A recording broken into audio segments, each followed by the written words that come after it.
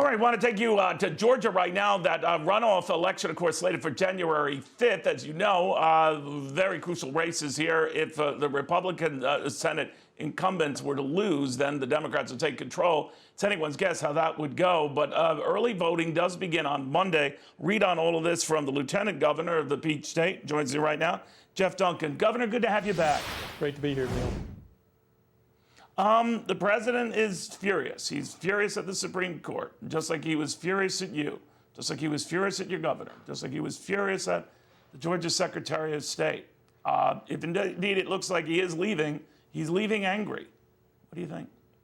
Well, I think anybody looking at the Texas lawsuit rationally was not surprised by the Supreme Court's decision to refuse taking up the case. I mean, you know, there was no fraud to point to. There was no evidence. And that's certainly what myself and the governor and the Secretary of State and the Attorney General here in Georgia have been pointing to.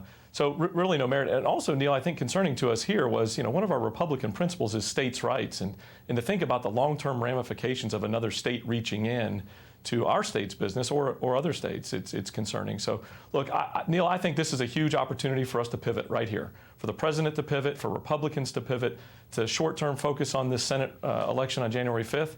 It's important for us here in Georgia. It's important for Republicans all over the country.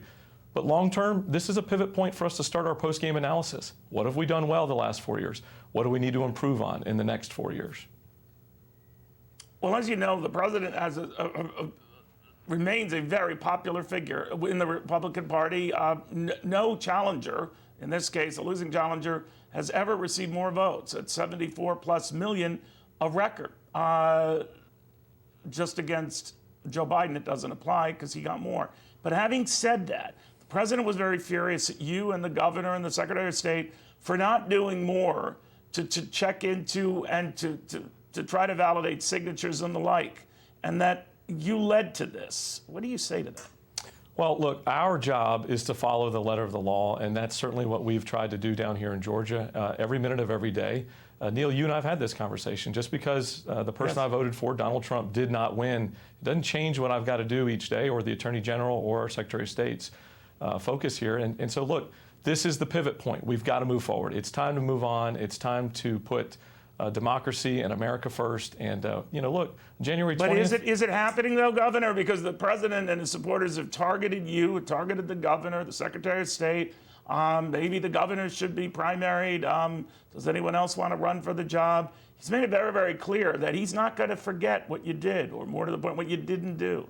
How do you feel about that? Well, one, it's not helpful for the election on January 5th. But look, Neil, you know, I'm not going to concern myself with getting reelected if I have the opportunity to do the right thing. I'm going to pick the right thing every day of the week. And that's, I think, what we were elected to do. But certainly, look, it's not helpful. We need to move on and certainly focus on short-term and long-term goals here. Do you think the president's behavior will hurt Republicans in the runoff election? I think the way he's currently acting, yes, I do think it will hurt us. But we have an opportunity. We still got some time.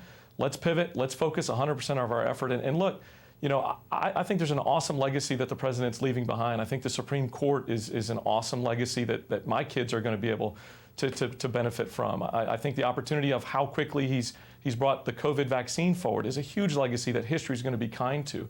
An economy that he shepherded, a jobs market that set records of all-time low for unemployment. Those are huge opportunities that we as Republicans can champion looking forward. If he runs for president in 2024, would you back him? It's a long time between now and 2024. We're focused at the job at hand, Neil. All right. Governor, thank you very, very much. Good seeing you again. Hope you have a wonderful Christmas. It's been a crazy year, to put it mildly.